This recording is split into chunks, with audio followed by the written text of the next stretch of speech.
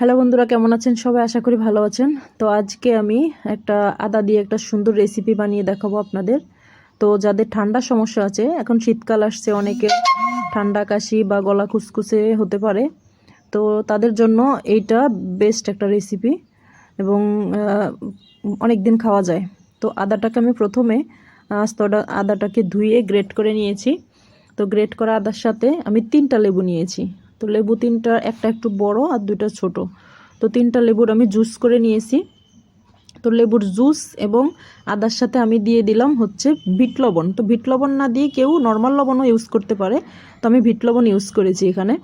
তো বিট লবণ আর হচ্ছে 3টা লেবুর যে জুসটা বেরিয়েছে সেই জুস, এটাকে আমি একত্রে মাখিয়ে নেব গ্রেট করা আদার সাথে। তো আদা তো এমনিতেই গ্রেট করলে একটু পানি পানি হয়, তো সেক্ষেত্রে লবণ আর যখন লেবুর জুসটা পেয়ে যায়, একসাথে হয়ে যায়, তখন আরেকটু বেশি জল বেরিয়ে যায়। তো আপনারা হচ্ছে এটাকে গ্রেট করে ওই দিন যখন গ্রেট করবেন সাথে সাথে গ্রেট করে রোদে দিয়ে রাখবেন।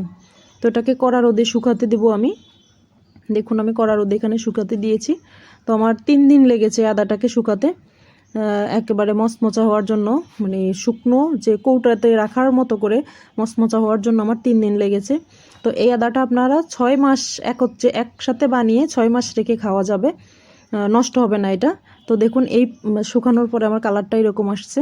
তো এটাকে আপনারা কৌটোতে ভরে অনেক দিন রেখে খেতে পারবেন।